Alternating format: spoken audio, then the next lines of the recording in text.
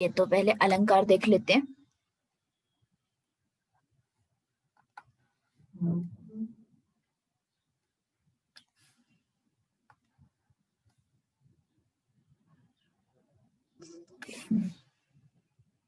हाँ होगी ना मुझे छुट्टी, जिस दिन आपका पेपर होगा उस दिन ऑफ रहेंगे सारे बैच, ऑफ करेंगे उस दिन बैच को।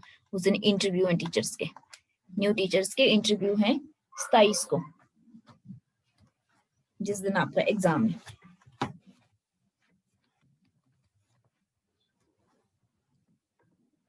कुछ ऑफलाइन के लिए है, कुछ ऑनलाइन के लिए। चलिए तो देख लेते हैं। अलंकार है, अलंकार होता क्या है, अलंकार का मीनिंग क्या है, इसका मतलब होता आभूषण टाइप। ठीक है, आभूषण टाइप।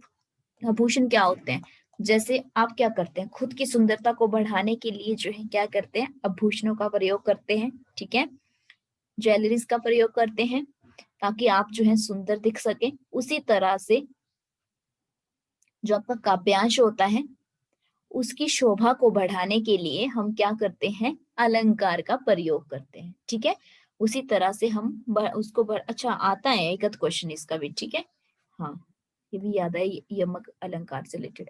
तो उसकी शोभा को बढ़ाने के लिए हम क्या करते हैं, हम भी अलंकार का प्रयोग करते हैं हिंदी में। ठीक है, अलंकार के जो भेद होते हैं, टाइप होते हैं, वो दो होते हैं।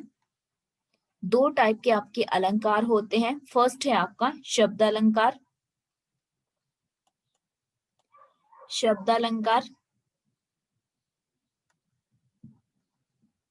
सेकंड है अर्थ अलंकार।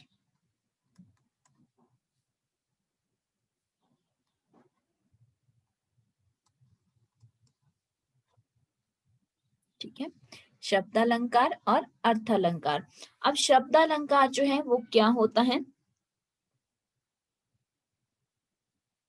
कि जब भी आपके जो शब्द हैं उनकी वजह से जो आपका काव्य बन रहा है, काव्य में यानी कि क्या होता है, काव्य क्या होता है बताओ जरा।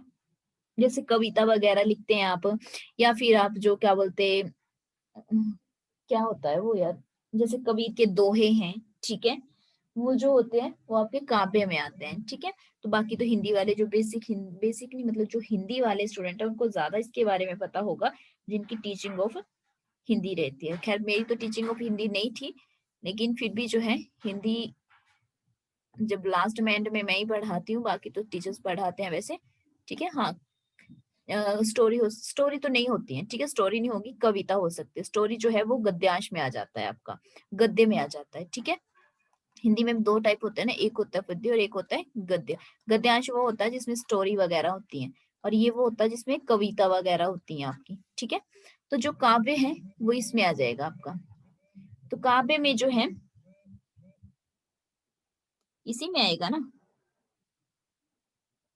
ठीक है, तो इसमें जो है जब भी आपके शब्दों की वजह से उसमें जो है थोड़ा सा चमत्कार या फिर सुंदरता, सुंदरता ही रखो आप। ठीक है, सुंदरता उसकी बढ़ रही हो, उसकी और भी वो जो है पढ़ने में आपको अच्छा लग रहा हो, या फिर वो बहुत ही अच्छे से मेंटेन किया गया हो, तो उसको हम शब्द अलंकार कहते हैं। अर्थ अलंकार का मतलब हुआ जो अर्थ में ज्यादा सुंदर लग रहा हो। ठीक है, तो सिंपल सा याद रख लो, शब्द का मतलब है शब्दों में जिसमें बनावट में बहुत सुंदरता लग रही हो, अर्थ में मतलब है कि अर्थ के अकॉर्डिंग। अब जो शब्द अलंकार है वो तीन टाइप के होते हैं आगे। ठीक है, आगे फिर से वो जो है वो तीन टाइप के होते हैं, और वो इंपॉर्टेंट है आपके लिए कि कौन कौन से होते हैं। ठीक है, शब्द अलंकार जो है वो तीन प्रकार के हैं, तीन भेद होते हैं इसके। कौन कौन से, अनुप्रास, अनुप्रास, फिर है श्लेष, देन फिर है यमक। ठीक है, तो ये तीन होते हैं। अब अनुप्रास जो है वो क्या होता है, अनुप्रास वो होते हैं जिसमें बार बार जो है वर्ण जो है आपका वो बार बार आए। ठीक है, वर्ण बार बार आए। बिल्कुल टू द पॉइंट बता रही हूँ अभी मैं, इसमें बहुत डिटेल में नहीं जा रही हूँ। ठीक है, बिल्कुल सिंपल लिखवा रही हूँ। वर्ण जो है बार बार आए, जैसे एग्जाम्पल तरनी, तनुजा, टट तमाल किरणें खेल रही थी,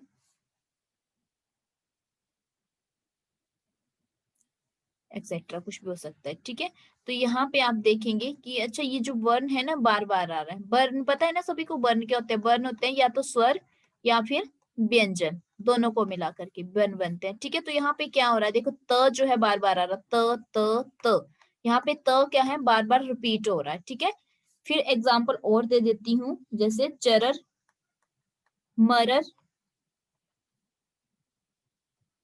खुल गए, चरर मरर खुल गए, अरर अरर एक्सेट्रा। ठीक है, तो यहाँ पे क्या है, र र र र जो है वो बार बार आ रहा है। ठीक है, बार बार कौन सा वर्ण रिपीट हो रहा है, र र वाला। तो जो है यहाँ पे त जो है वो बार बार रिपीट हो रहा था, तो ये कौन सा हुआ आपका, अनुप्रास हुआ। क्लियर है, अनुप्रास अलंकार, अनुप्रास अलंकार क्लियर हुआ। जैसे आप वो एक वो कहते थे ना कि चंदू के चाचा ने चंदू की चाची को चांदी के चम्मच से चटनी चटाई। ठीक है, तो उसमें क्या था, जो च था वो आपका अनुप्रास अनुप्रास था। चलिए सेकंड देखते हैं, सेकंड है आपका श्लेष अलंकार, श्लेष अलंकार। तो यहाँ पे जो है श्लेष का मीनिंग होता है चिपकना, मतलब जहां एक ही शब्द के एक से ज्यादा अर्थ, ठीक है, या फिर अर्थ ही समझ सकते हैं आप। ठीक है, एक से ज्यादा अर्थ हो, निकलते हो, जैसे एक से ज्यादा अर्थ निकल रहे हो। जैसे एग्जाम्पल है आपका,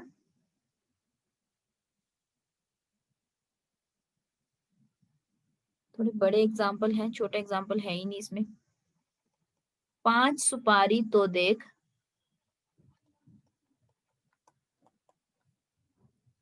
देख भिखारी, सॉरी बिचारी के भेंट की चारी न चारू मेरे। थोड़े डिफरेंट है लेकिन करने तो पड़ेंगे। एक तो ना ये व्हाट्सएप पे मैसेज करने शुरू कर दिया इन लोगों ने। पीयूष कौन है ये बाद में बताऊंगी, वरना तुम्हें रुक जाओ, थोड़ा क्लास लगाने दो, उसके बाद करती हूँ रिप्लाई। अब क्लास में नहीं कर सकती हूँ ना रिप्लाई, तभी मैं बोलती हूँ क्लास के टाइम जो है मैसेज मत किया करो, वरना फिर डांट ही पड़ेगी। क्योंकि फिर मेरा ध्यान जो है पूरा इसमें चला जाता है, मुझे शो होने शुरू जाते हैं लैपी में, नोटिफिकेशन जोन रखी होती है। ठीक है, तो यहाँ पे जो था देखो, 5 सुपारी तो देख बिचारी के भेंट की चारी न चाउर मेरे। ठीक है, तो यहाँ पे जो भेंट है इसका मीनिंग जो है, इसमें आपको मीनिंग पता होना चाहिए। वैसे तो ये इतना टफ वाला आता नहीं है, अगर आपको आएगा तो अनुप्रास वाला ही आ जाएगा या फिर यमक आएगा। ठीक है, दोनों में से एक आ जाएगा। भेंट का मतलब है यहाँ पे उपहार भी हो सकता है और मुलाकात भी हो सकता है। ठीक है, मतलब एक ही शब्द के जो है, एक ही शब्द के जो है वो दो मीनिंग हो सकते हैं या दो से ज्यादा मीनिंग हो सकते हैं, तो वो आपका कौन सा होता है, श्लेष अलंकार होता है। ठीक है, वो कौन सा होता है, श्लेष अलंकार होता है। मधु जरा लिखना इसमें, आप जेईई के बैच में लिखना कि अभी क्लास हो रही है, उसके बाद जो है अपलोड हो जाएगी वीडियो। क्लास ले रहे हैं मैम मुना, इनको समझ नहीं आती एक बार, क्लास लगाते नहीं है और फिर मैसेज करना शुरू कर देते हैं, खुद की गलतियां देखनी नहीं। यमक अलंकार, ठीक है, थर्ड है आपका यमक अलंकार।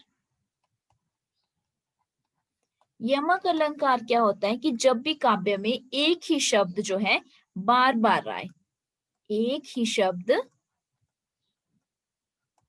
बार बार आए, लेकिन उसका मीनिंग यानी कि उसका अर्थ जो है वो डिफरेंट हो, भिन्न भिन्न हो। ठीक है, भिन्न भिन्न यानी कि डिफरेंट हो, तो वो क्या हो जाता है, अलंकार। पीछे हमने देखा जब हमने अनुप्रास किया तो उसमें हमने क्या देखा था, उसमें वर्ण की बात की थी कि एक ही वर्ण जो है बार बार आए। लेकिन यमक में क्या है कि शब्द की बात की गई है कि शब्द जो है बार बार आए और साथ में जो है उसका मीनिंग जो है वो अलग हो। ठीक है, जैसे एग्जाम्पल देखते हैं, काली घटा का घमंड घटा। ठीक है, तो यहाँ पे लिखा है काली घटा का घमंड घटा, मतलब घटा इधर भी है और इधर भी। शब्द दो बार यूज हुआ है। ठीक है, जब शब्द दो बार यूज होगा तो यमक अलंकार होगा। यहाँ मीनिंग इनका अलग है। काली घटाएं थी, ठीक है, उनका घमंड जो है वो घट गया है, कम हो गया है। मतलब पहली में जो है, पहली घटा का मतलब है कि बादल छाए हैं। ठीक है, पहली का मतलब है कि बादल छाए हैं, छाए हुए बादल, और दूसरी का मतलब है कम होना। ठीक है, शब्द एक ही है लेकिन जो मीनिंग है वो उनके अलग अलग है। ठीक है, क्लियर है यहाँ तक? यहाँ तक क्लियर है सभी को? यमक अलंकार क्लियर हो गया? तीन के तीन अलंकार जो है वो क्लियर हुए। हाँ, क्वेश्चन इस तरह से आ सकता है आपको कि ये लिखा होगा काली घटा का घमंड घटा। ठीक है, बताओ कि इसमें से कौन सा अलंकार है। ऑप्शंस में आपको हो सकता है यमक अलंकार, हो सकता है शब्दालंकार, ठीक है, हो सकता है आपको अनुप्रास अलंकार, हो सकता है आपको श्लेष अलंकार। तो आपने देखना है कि अच्छा बार बार एक ही शब्द आ रहा है और मीनिंग अलग है, तो मतलब यमक है। ठीक है, अब क्लियर है किस टाइप का क्वेश्चन आ सकता है?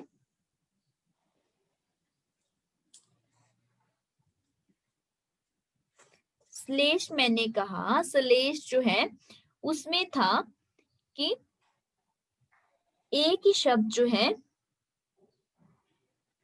एक ही शब्द से जो है ज्यादा मीनिंग निकलते हो। ठीक है, जैसे पर्यायवाची शब्द टाइप होगा, उसमें कुछ ऐसा दे रखा होगा। ठीक है, पर्यायवाची शब्द टाइप दे रखा होगा, जैसे आपको भू दे रखा है, भू के जो है नहीं, अच्छा पर्यायवाची शब्द नहीं होगा उसमें, आपके जो है क्या हो सकते हैं, एंटोनियम टाइप हो सकते हैं। ठीक है, एंटोनियम होंगे कि क्या होंगे यार, देखो दिमाग में क्या आ रहा अभी। एक ही शब्द के जो है ज्यादा अर्थ हो सकते हैं। अभी मैंने बताया तो था एक शब्द भेंट जो है, भेंट का मतलब क्या होता है? भेंट जो है एक ही मतलब नहीं होता इसका। भेंट हो सकता है मिलना, ठीक है, भेंट हो सकता है कोई उपहार, गिफ्ट हो सकती है। ठीक है, इसका मतलब जो है अलग अलग मीनिंग हो सकते हैं। ठीक है, अलग अलग मीनिंग हो सकते हैं, मिलना भी हो सकता है, उपहार भी हो सकता है, एक्सेट्रा। तो इस टाइप में जब भी होंगे तो श्लेष होंगे वो। जैसे अब देखो एक और देख एग्जाम्पल देखती हूँ, भिखारिन,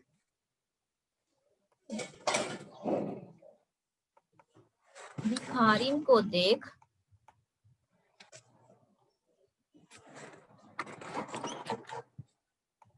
कर, देख कर पट देख बार बार। ठीक है, भिखारिन को देख पट देत बार बार।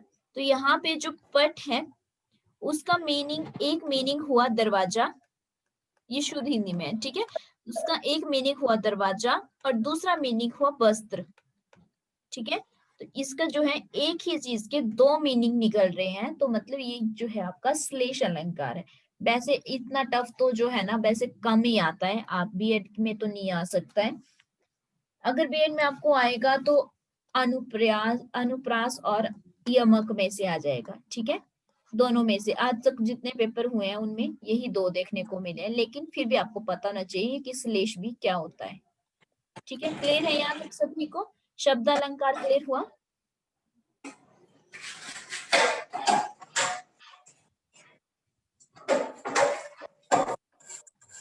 सेकंड है आपका अर्थालंकार। अर्थालंकार क्या होता है कि काव्य के जो आपके अर्थ हैं, काव्य के अर्थ में जो है आकर्षण या सुंदरता उत्पन्न होना। ठीक है, उसमें सुंदरता आना। इसमें क्या होता है इसके भी भेद हैं, इसके वैसे 5 भेद हैं, इसके 5 भेद हैं। फर्स्ट है आपका उपमा अलंकार। तो मुझे नहीं लगता कि आपको एक दिन में इतना सारा याद रहेगा, जितना किया है ना उसी को करो अच्छे से। उपमा अलंकार, इसमें तुलना की जाती है, ठीक है। क्या की जाती है? तुलना। मैं सिंपल बताऊंगी एक एक शब्द में, ठीक है। तुलना की जाती है, जैसे हाय फूल सी कोमल बची हुई राख की ढेर, बची हुई राख की ढेरी। मतलब यहाँ पे बच्ची का कंपैरिजन किससे किया गया है? फूल से, ठीक है। किससे किया गया? फूल से जो है कंपैरिजन जो है किया गया है, कि जिस तरह से फूल कोमल होता है, अपना फूल जो है वो किस कारण प्रसिद्ध है? कोमलता के कारण, ठीक है। उसी तरह से बच्ची जो है, बच्ची को जो है फूल की उपमा दी गई है, ठीक है। बच्चों को जो हम कहते हैं ना कि बच्चे बहुत कोमल होते हैं, मतलब वो फूल की तरह कोमल है, तो उसको जो है कंपैरिजन किया गया है। इसके बाद सेकंड इसमें आता है आपका उत्प्रेक्षा अलंकार। उत्प्रेक्षा अलंकार, जिसमें जो है सिर्फ जब हम इसे देखते हैं तो क्या होता है, जिसमें कोई भी वस्तु जो है दूसरी वस्तु की संभावना या कल्पना हो। मतलब एक वस्तु से जो है दूसरी वस्तु की जो है आप कल्पना कर रहे हैं, इमेजिन कर रहे हैं उसको, ठीक है। जैसे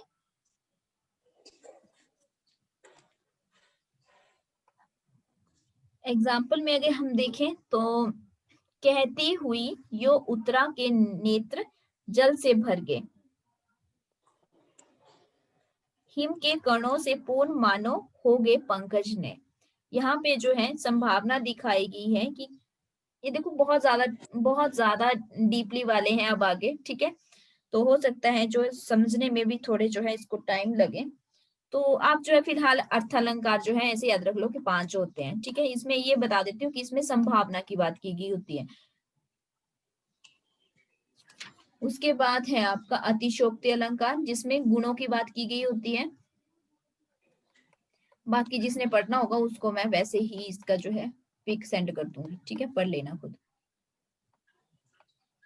आप मेंस देने तो जा नहीं रहे हैं हिंदी के, आपको जो है कि क्या बोलते हैं जो है डीपली पढ़ के जाना है, ऐसा तो कुछ है नहीं। पेपर देख के आपको लगेगा ये भी बहुत ज्यादा पढ़ लिया था। इसमें जो है गुण या फिर स्थिति जो होती है, सिचुएशन जो है उसको बढ़ा चढ़ा करके बताया गया होता है, ठीक है। उसको बढ़ा चढ़ा करके बताना। कई बार हम बोल देते हैं ना, अच्छा ये तो कुछ ज्यादा ही बढ़ा चढ़ा के बोल रहा है, तो वही चीज है यहाँ अतिशोक्ति, मतलब अति हो जाना, मतलब ज्यादा ही, कुछ ज्यादा ही बढ़ा चढ़ा कर बोलना। इसके बाद है अन्योक्ति अलंकार, अन्योक्तित अलंकार। इतनी शुद्ध हिंदी तो मैंने भी नहीं पढ़ी है पहले। इसमें क्या होता है कि इसमें जब सिर्फ एक ही बात की तरफ इशारा किया जा रहा होता है, ठीक है। एक बात की तरफ इशारा करना, एक बात की तरफ इशारा करना। जैसे फूलों के आसपास रहते हैं फिर भी कांटे उदास रहते हैं, मतलब है तो फूलों के आसपास लेकिन वो उदास है। मतलब अब ये जो है, ये तो जब आप पोइट्री पढ़ेंगे तभी आपको जो है समझ आएगा कि इसमें जो है जो लिखने वाला है वो कवि जो है क्या कह रहा है, किस चीज की तुलना की गई है किस चीज से, ठीक है। लेकिन इतना याद रख लो कि इसमें जो है क्या होता है, एक ही चीज की तरफ जो है इशारा किया जाता है। इसके बाद है रूपम, रूपक अलंकार। मुझे लगता है इस बैच को मैंने पहली बार ही करवाया है ये टॉपिक, इस बैच को ही नहीं बल्कि मुझे लगता है किसी और बैच को शायद ही करवाया हो ये टॉपिक। यहाँ पे जो भी क्वालिटीज होती है, जो भी गुण होते हैं, उनकी इक्वालिटी की बात की गई होती है इसमें रूपक, रूपक अलंकार में, ठीक है। जैसे जलता है ये जीवन पतंगा, जीवन और पतंगा का एक करना, मतलब जीवन और पतंगा जो है उनको क्या की गई है, इक्वालिटी की बात की गई है। जीवन और पतंगा की जो है इक्वल समानता की बात की गई है। रूपक में जो है क्या होती है, समानता की बात की गई होती है। ठीक है, तो ये थे आपके अलंकार वाला टॉपिक।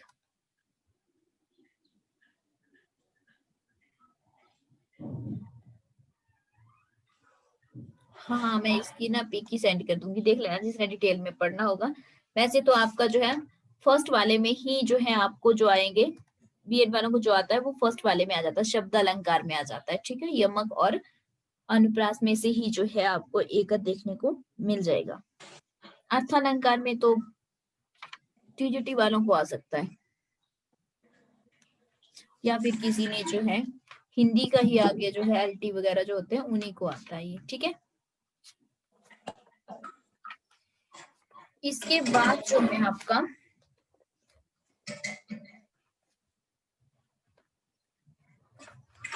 अब क्या बचा आपका, पैराग्राफ आप खुद कर लेंगे। ठीक है, मुहावरे आप खुद करेंगे, लोकोक्ति आप खुद करेंगे, वो तो आपने की ही होंगी पहले की। ऐसा तो है नहीं कि इतने महीनों से आपने टेस्ट भरा है और आपने कुछ किया ही नहीं होगा, फिर तो भरा ही क्यों है जब किया ही नहीं कुछ तो। ठीक है, ऐसा तो है नहीं, कुछ तो आपने पढ़ा ही होगा ना खुद भी, और बचपन से पढ़ते आ रहे हैं। इसमें अब मुहावरे अगर मैं आपको यहाँ करवाने लगूं तो इससे ज्यादा और क्या ही होगा।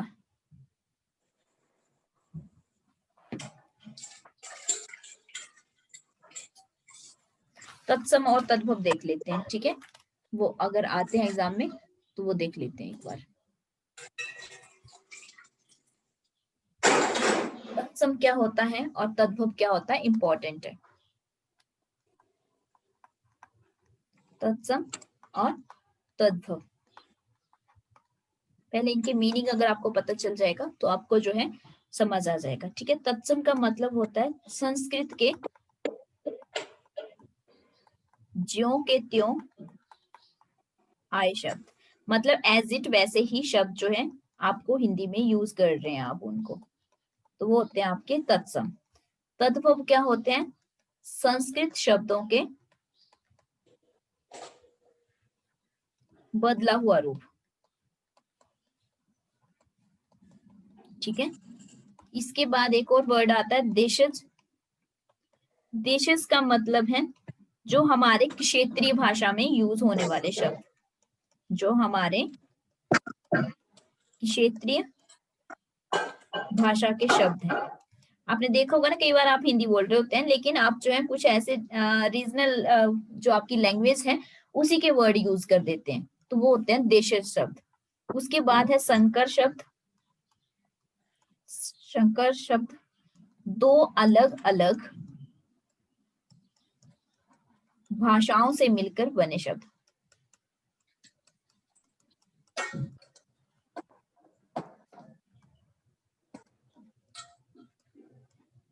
ठीक है, दो अलग अलग भाषाओं से मिलकर के बने शब्द। इसके बाद आता है विदेशज। विदेशज क्या होते हैं, विदेशज को हम आगत भी बोलते हैं, तो ये होते हैं कि बाहरी भाषाओं से आए हुए शब्द। बाहरी भाषाओं से आए शब्द। ठीक है, तत्सम, तद्भव, देशज, शकर, विदेशज, 5 टर्म्स बताई हैं। 5 की 5 टर्म जो है बहुत ही इंपॉर्टेंट है। इतना भी अगर आपको पता चल जाएगा तो इसका ये आपका बेसिक है। इसके बाद जो है बेसिक के बाद जो है डीपली अगर जाते हैं तो बहुत ही ज्यादा जो है आपको फिर आपको हर चीज का जो है जैसे क्ष कैसे बना, त्र कैसे बना, इस तरह की चीजों को याद रखना पड़ेगा। तो इसलिए अच्छा है कि आप इतना याद रखो कि तत्सम क्या होता है, तद्भव क्या होता है। अगर कोई शब्द ऐसा आपको लगे, जैसे मान लो आपको कुछ रेलगाड़ी है, मान लो रेलगाड़ी है। ठीक है, अब रेल और गाड़ी लिखा है, अब आपको पता है कि रेल जो है वो इंग्लिश का है। ठीक है, और गाड़ी जो है वो हिंदी का है, मतलब दो अलग अलग भाषाएं होगी, इंग्लिश और हिंदी होगी। तो कौन सा हो गया वो, कौन सा होता है जो दो अलग अलग भाषाओं वाला होता है, क्या हो जाएगा इसका आंसर बताओ जरा। इंग्लिश और हिंदी जो है दो शब्दों से मिलकर बना, तो कौन सा हुआ वो, हाँ शंकर हुआ। ठीक है, तो वो ये हुआ। इसके बाद मान लो आपको आता है काजू लिखे हैं जैसे। ठीक है, काजू जो है ये फ्रेंच वर्ड है, मतलब बाहरी भाषा है, तो क्या हो जाएगा, विदेशी जो हो जाएगा। तो क्या हो जाएगा, विदेशी जो हो जाएगा। ठीक है, हाँ इस तरह के शब्द आएंगे। ठीक है, तो आपको अगर इनके मीनिंग पता है कि तत्सम क्या होता है, तद्भव क्या होता है, देशज किसको बोलते हैं, तो आप जो है इसको क्वेश्चन को कर पाएंगे। क्लियर है सभी को यहाँ तक?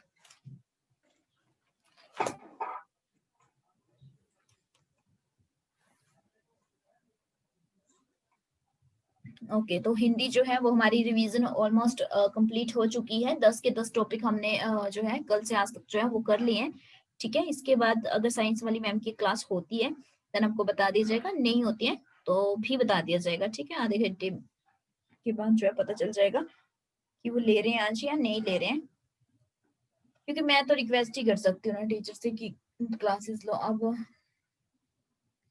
तद्भव रिपीट, तद्भव जो है सचिन, तद्भव होता है आपका संस्कृत के शब्दों का बदला हुआ रूप। कुछ ऐसे होते हैं ना संस्कृत के वर्ड, जैसे कौन सा ऐसा शब्द हो सकता है जो संस्कृत का हो लेकिन हम उसको जो है फिर हिंदी में बोलते हैं। जैसे फॉर एग्जाम्पल, एग्जाम्पल देती हूँ साथ में आपको, है ना, ताकि आपको जो है अगर आए भी एग्जाम में तो आप कर सको। ठीक है, हम बात कर रहे हैं तद्भव की। तद्भव, तद्भव की बात कर रहे हैं ना। हाँ, तद्भव जो है अगर जैसे आपको हो सकता है लिखा हुआ झगड़ालू, झगड़ालू। ठीक है, तो ये संस्कृत से जो है हिंदी में कन्वर्ट हुआ है। संस्कृत जो है ये हिंदी में कन्वर्ट हुआ है। लिखत, ये भी पहले संस्कृत का था और फिर जो है हिंदी में कन्वर्ट हुआ, मतलब ये चेंज हो करके अगर आपके जो है इसमें आते हैं, चेंज हो जाते हैं, जैसे आपके संस्कृत से हिंदी में अगर आ जाते हैं तो वो आपके कौन से होंगे, वो आपके तद्भव होंगे। इस तरह से और भी आपके जो है शब्द हो सकते हैं डिफरेंट डिफरेंट टाइप के। आपके पास कुछ ना कुछ तो होगा ही ना सोर्स तो। वैसे तो आपके पास मैंने आपको बुक जो दी थी पिछले कल, तो उसमें जो है आप देख सकते हैं। ठीक है, प्रैक्टिस कर सकते हैं, एक बार ट्राई कर सकते हैं। कल बुक दी थी मैंने एक संपूर्ण हिंदी वाली, कल नहीं मुझे लगता परसों दी थी शायद।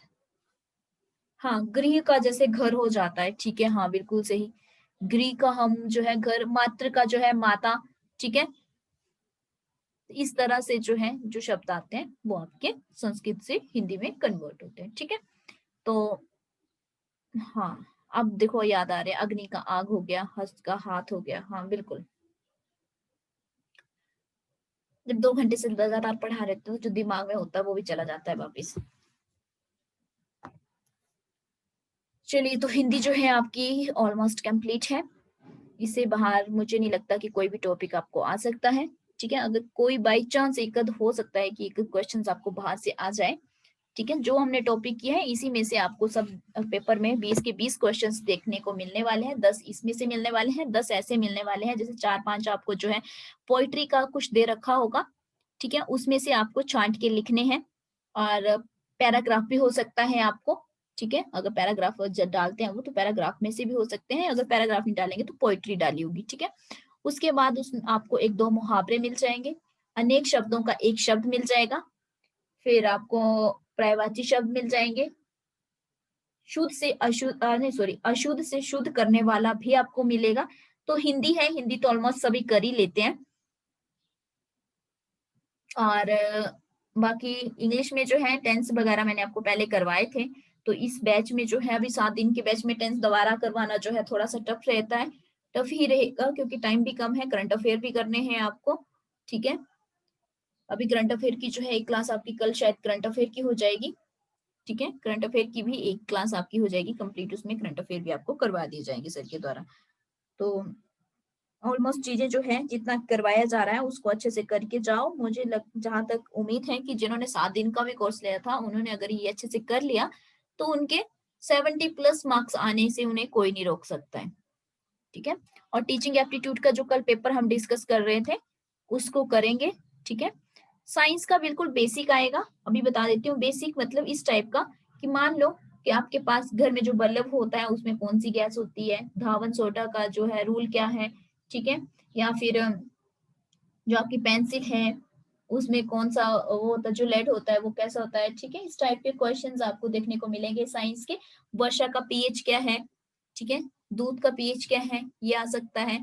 या डिसीजेस से रिलेटेड आ सकता है, ये बीमारी जो है किस कारण से हो रही है। या फिर आपको जो है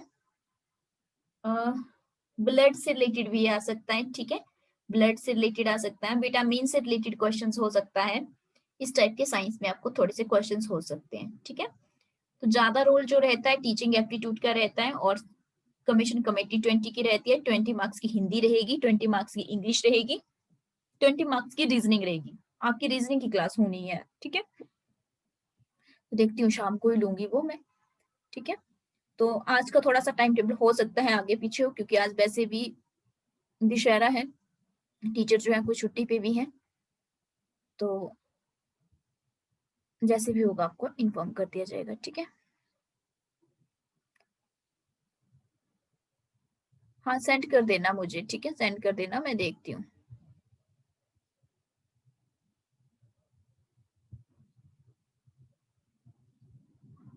जैसे फ्री होती हूँ, देखती हूँ। और अभी रिकॉर्ड वो भी करनी है अपलोड मुझे। तो वैसे भी जो है वाईफाई तो भी चल नहीं रहा है, फोन से ही चल रहा है। तो देखती हूँ नेक्स्ट क्लास का क्या बनता है, ठीक है।